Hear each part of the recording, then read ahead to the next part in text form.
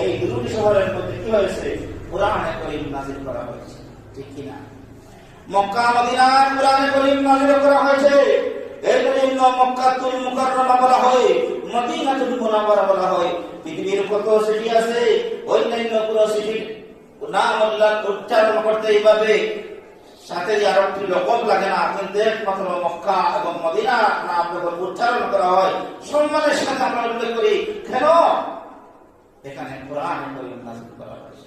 এই বাইরে আমার কত ফেরেশতা, কোন ফেরেশতা কুরআনে কারীম পড়া জানে না, একমাত্র জিবরিল আমিন কুরআনে কারীম পড়া জানে। এজন্য সব ফেরেশতার চাইতে জিবরিল আমিনের সম্মান বেশি। কেন জিবরিল আমিনের সম্মান? জিবরিল আমিন কুরআনে কারীম পড়া জানে।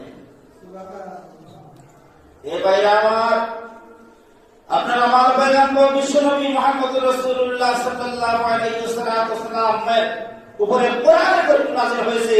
এজন্য অন্যান্য নবীর চাইতে আপনার আমার পয়গম্বরের মর্যাদা খুবই বেশি। কেন? রাসূলের উপরে কুরআনে কারীম নাযিল করা হয়েছে।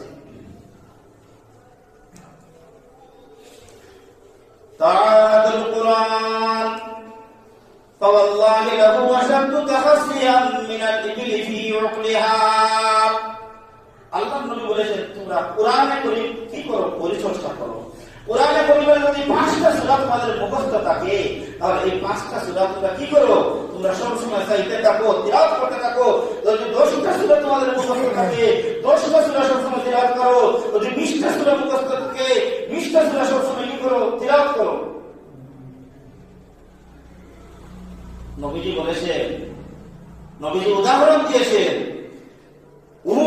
উটের দিক দিয়ে নবীজি উদাহরণ দিয়েছেন। রাসূল বলেছেন যেভাবে উটের বাগান ছাড়লে উট দ্রুত গতিতে এখান থেকে তোমার নিকট থেকে দৌড়ে চলে যায়, ঠিক তেমনি ভাবে তোমার কয়টা সূরা মুখস্থ থাকে, এরপরে যদি তুমি পরিচর্যা না করো, তাহলে উটের যাওয়ার চাইতে তোমার কুরআন তোমার সিনা থেকে আরো দ্রুত বেগে চলে যাবে।